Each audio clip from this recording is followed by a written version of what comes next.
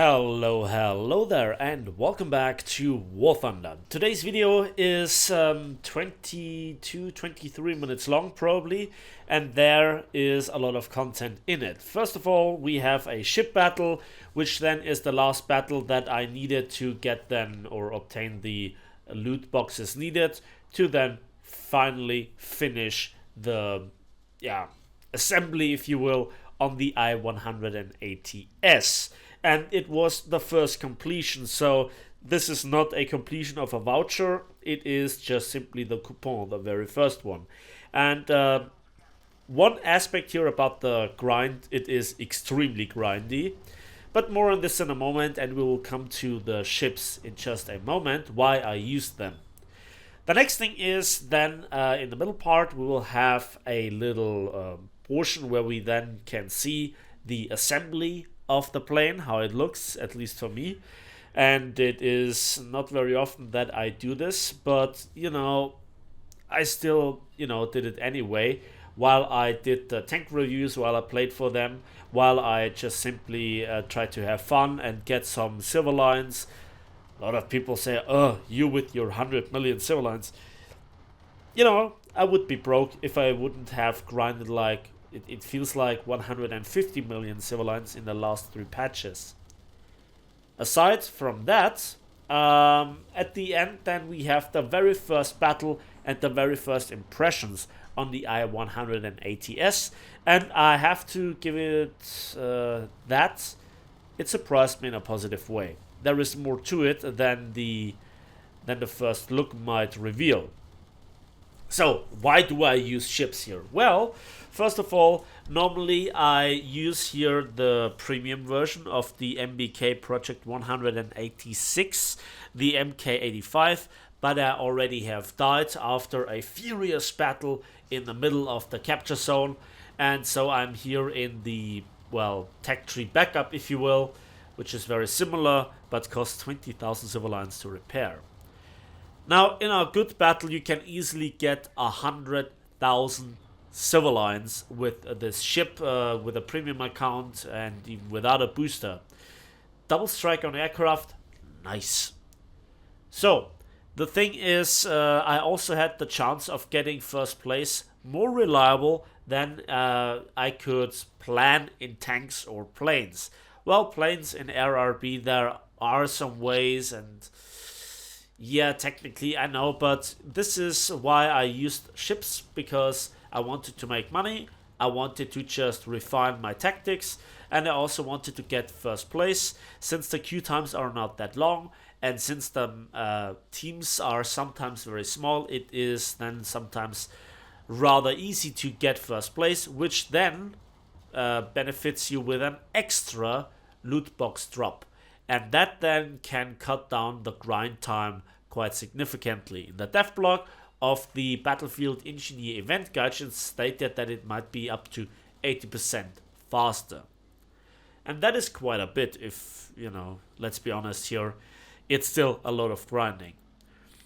So, ships, I kind of enjoyed this. It was a bit brain dead since the guns on the ship are very good even at range, and you can duel even some destroyers. I have a lot of footage. I can recall one match that obviously I didn't record, but with a respawn I got 24 kills. In this battle it's quote-unquote only 15 kills, 9 ships and 6 aircraft, and just in a moment we can see the results. And yes, we got 4 loot boxes, which is nice, and nearly 10,000 modification research points, and nearly 104,000 silver lines.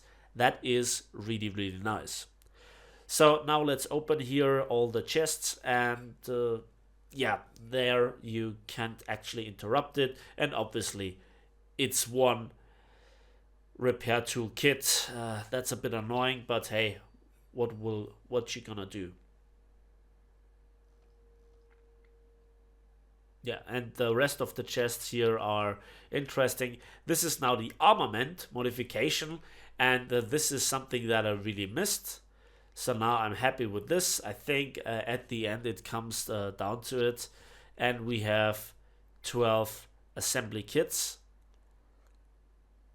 And that's the final part. And yeah, let's assemble the I-180S. Yeah, we have all the parts, and it will take 10 minutes to do so. So that is quite a bit. 10 minutes later, there it is. Let's finish it. Yes, there is the coupon. And I have to say it, I want this plane for myself. I want to have granted it for myself. And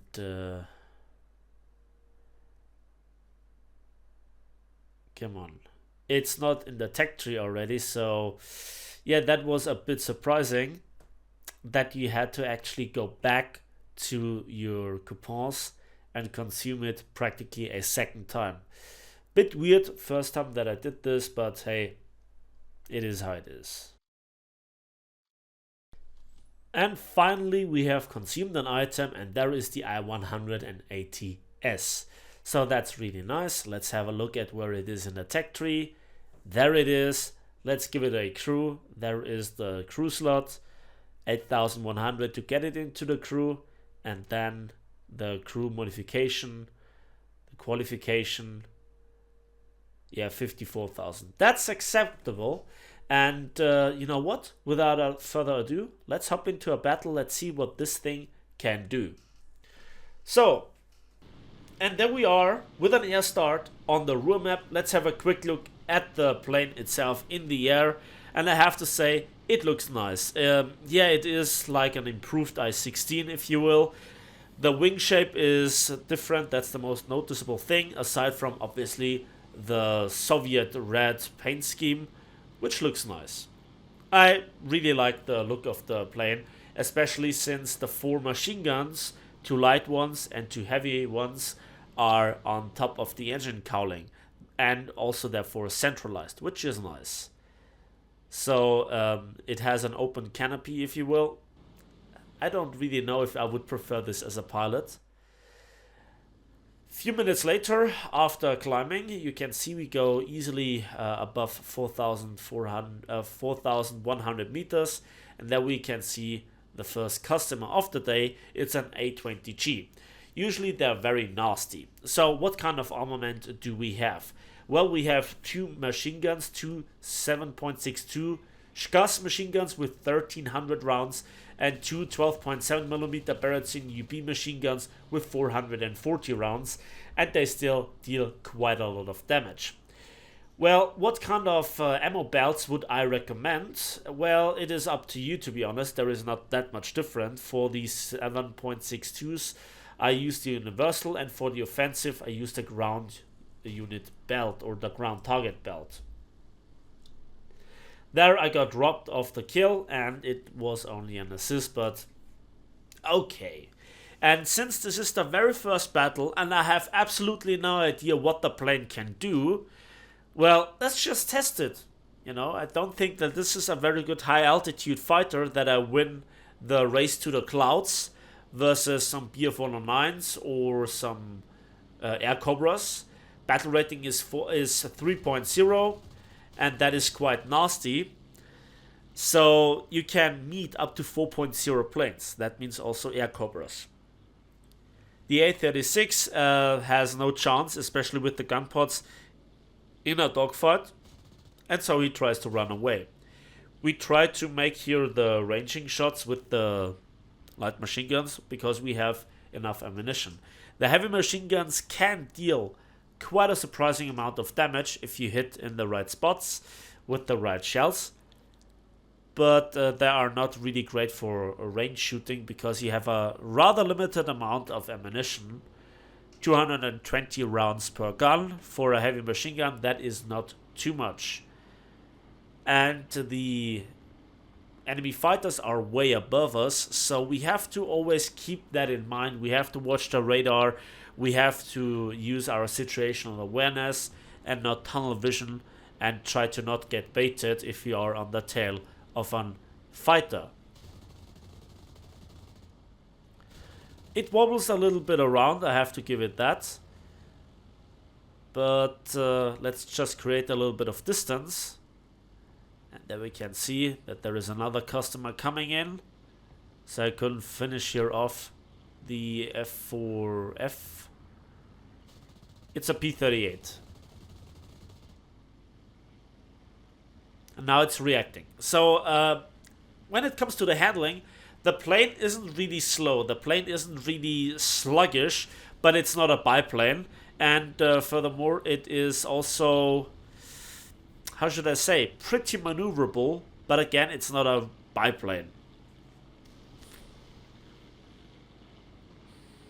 And then we slot on the tail of the P-38E. We get some good hits in, critical hits. There we go. And there you could see the income, nearly 11,000 silver lines, without a booster but a premium account with this plane. And this is the astonishing factor, that this reward plane, that you could, I'd say, if you only go for this plane, you can do it quite relaxing. That you have a silver line modifier of 2.4 times 2.0. That is the best silver line modifier, or the joint best in game, with some of the high tier planes not even having that. So here, yeah, I try to go back to the airfield. Since I overheated here some of the machine guns, I have an oil leak, I'm low on ammo, and there you can see I try to bleed here off some speed and deploy the landing gear and also the landing flaps, and that seems to work at the speed, so no big trouble there. Again, this is only a first impressions. This is not over analyzing here the plane in some sort of review. It's just first impressions. So I obviously don't use the plane to its maximum capabilities, but this might come in a follow-up video if you like it. If you want to see it, let me know in the comment section. So the landing was a bit rough, but it was no Jingles landing yet. Then also we are back with fuel, ammo and repaired engine. Let's take to the skies once more. By the way, again, it's 2 o'clock in the morning for me and I'm very, very tired.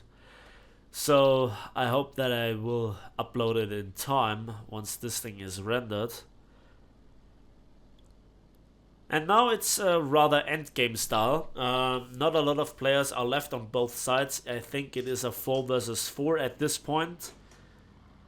And we need to get here a good impact on the outcome of the game to secure first place, to get a good income, and to also, well, make a proper video, right?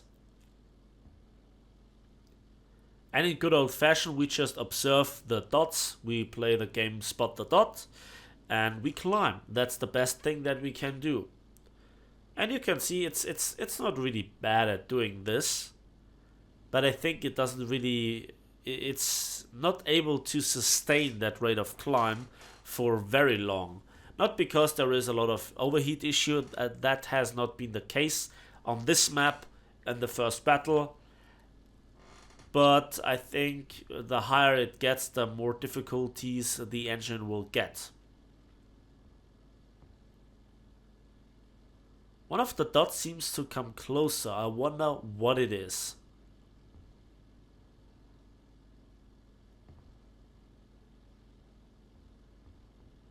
It's a Spitfire. Okay, that's interesting. And yep, I don't even really pull here negative G's, and we have fuel starvation.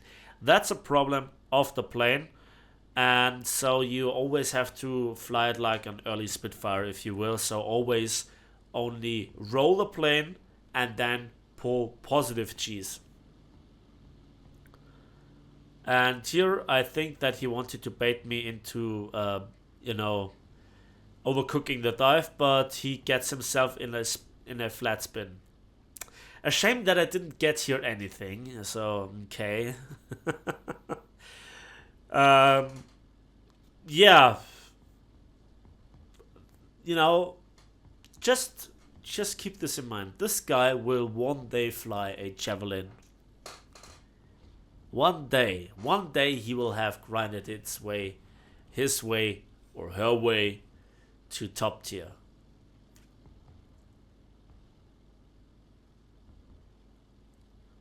So there are 3 enemies left, and we are also 3 players left on our team. And I just try to figure out where the last enemies are. The clouds already begin at rather low altitude, so let's just stay under the clouds and let's hope that we can spot the dots before the dots spot our dot. And also, you know, looking through clouds, that's always quite an interesting experience. And there we can see the PBM is you know, trying to make its way towards the ground units once again. I cannot have this, and I need to make an aggressive dive. So I leave here the Air Cobra alive, or the King Cobra. We get some good hits. Critical hit. And that looks like a fuel tank fire. We caught some shells. Now we have to dodge here the defensive fire.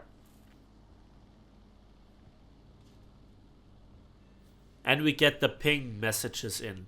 And also my allies are far enough away that the enemy plane can actually burn out, and then I hopefully will get the kill.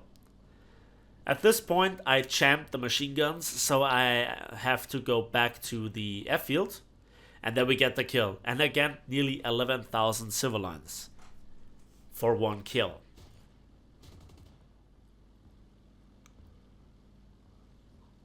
So all the light machine guns are jammed, and only 1 heavy machine gun is still operational. So on our way home, let's try to get some ground units here. There you can see, even for a light unit you get 530 civilians. That is nice, especially for this battle rating.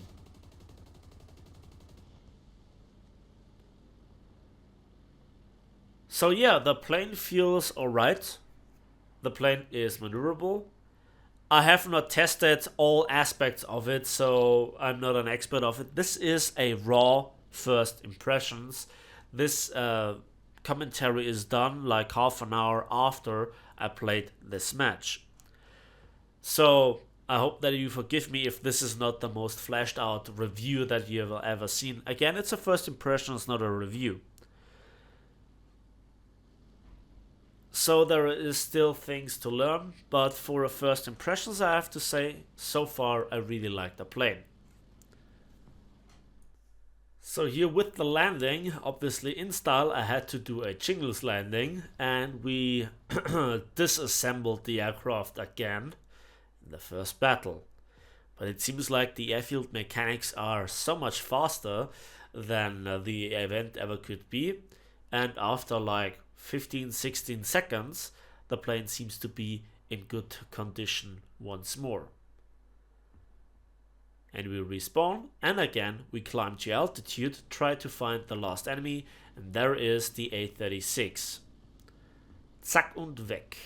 We'll have to talk about this. So a little bit of an evasive roll, easy, and he turns, we turn into him, we have the better turn rate even without the flaps. And let's align the guns, and we get the first hits in, so that is nice. Critical hit, aircraft destroyed. 3rd kill. Well done.